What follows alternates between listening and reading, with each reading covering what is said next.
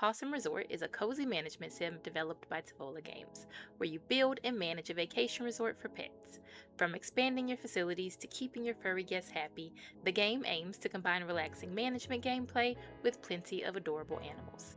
Now, it's important to note that this review is based solely on the demo, so some of these opinions may change with the full release. So, after spending about an hour and a half playing this demo, I definitely came away with some mixed feelings. Let's start with the positives.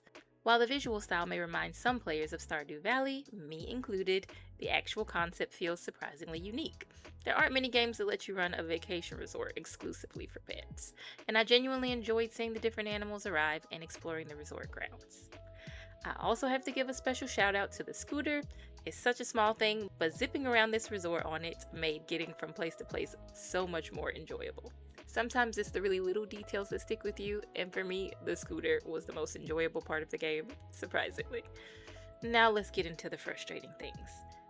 So, first up, I have to go with the mechanics. This game requires you to right click quite a bit, pretty much for everything. It is the way you execute your action. So you're having to right click to get on the scooter, get off the scooter, do this, do that. And it did not work properly. It was driving me crazy.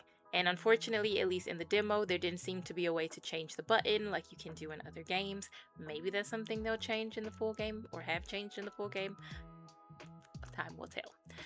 The second thing was the lack of instruction. For instance, you go fishing. You have the fishing rod the whole time. I didn't even realize it was in my tools. You finally get the quest for fishing, but they don't give you any instructions on how you would actually fish.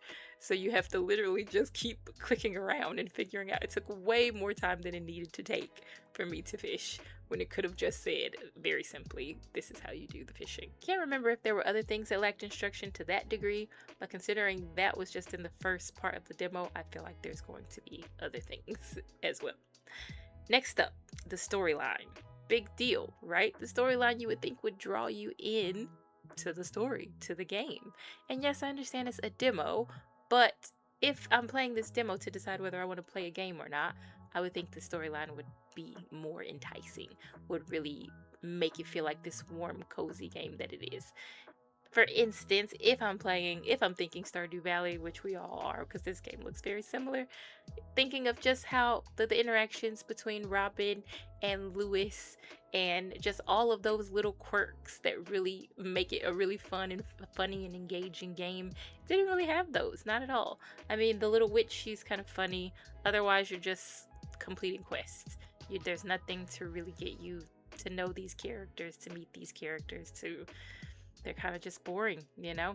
There was nothing really fun about them so far, have to say.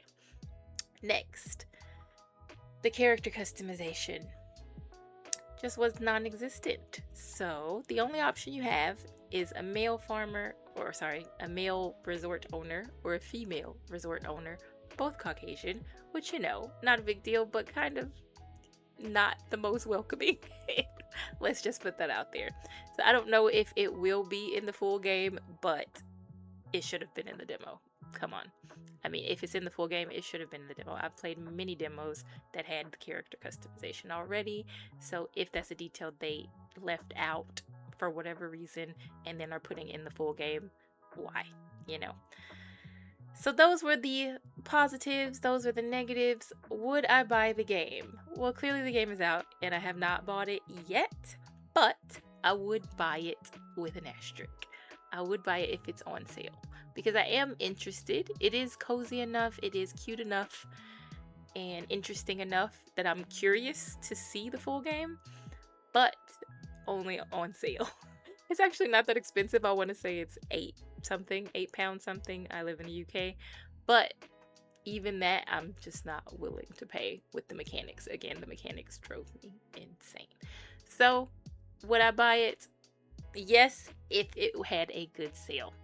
That's my review. Sorry it's only based on the demo, but I think that's the best thing to base it on because that's when you know if you're going to like a game or not. When you play the demo, you should check it out as well. And let me know, are you going to buy the game?